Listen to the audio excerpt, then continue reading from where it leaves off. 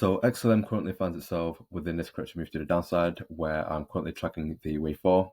And here you can see that we ended up dropping by over 30% over the course of 2 weeks. But with that being said, I'm still tracking a 5-hour structure where I'm looking at for this fifth wave to tap into this range here. And of course, that range sits between 55 cents to 61 cents.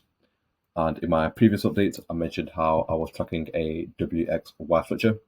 And I set out the X wave, which is this one here, to tap into this range here between 45 cents to 50 cents. And here you can see that we just about tapped into that region where we ended up topping off at 45.98 cents to complete this X wave.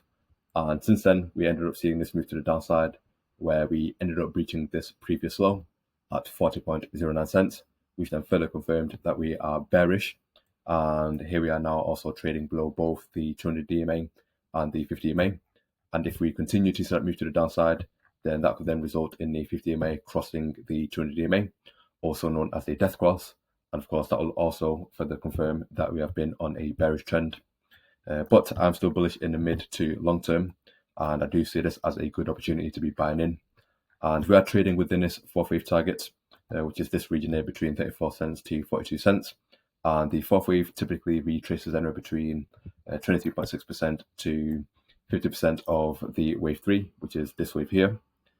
And so yeah, we are still looking healthy, and this is what I was looking out for. And here we are trading within this region. And of course, we have this WXY which is forming where the Y wave is still in play right now. And I do think that we could potentially see a deeper move to the downside within this Y wave, given that the Y wave typically retraces anywhere between 1 to 1.226 of the W wave. So if I bring in the fib tool and bring this to over here, so you can see that the Y wave has the potential to reach anywhere between 33.29 cents to 35.41 cents.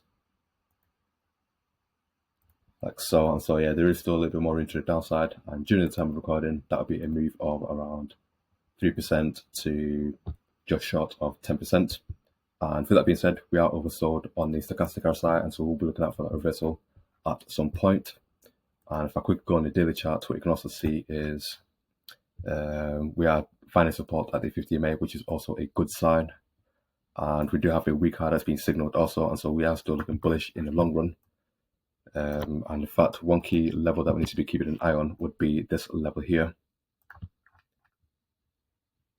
which is the wave 1 or the wave 2 origin at 33.47 cents. And if we were to extend beyond that level within this fourth wave, then that would then invalidate the structure, which would then mean that we could have two scenarios in play right now, where one of which could be that we are still within this third wave, where that third wave will tap into this region here, and then we have the wave 4 and 5 that will play out in the next few weeks, like so. Or the alternative could be that we ended up completing this third wave all the way back here. So if I remove this flip tool, and then we had a wave 4 that played out, and this wave 5 played out, and then this 5-wave structure would have formed the wave 1. And then this correction move that we're currently in right now would be the wave 2, and then we'll see a wave 3, 4, and 5 play out in the next few months also. And so yeah, regardless of what structure we're in at the moment, I'm still bullish as it stands at the moment. And you can also see that on a daily chart, we are within the oversold conditions. And so here, I am looking at for XLM to tap into this range here, and it wouldn't surprise me if we were to wick into this region, whilst at the same time finding support at the 50 EMA.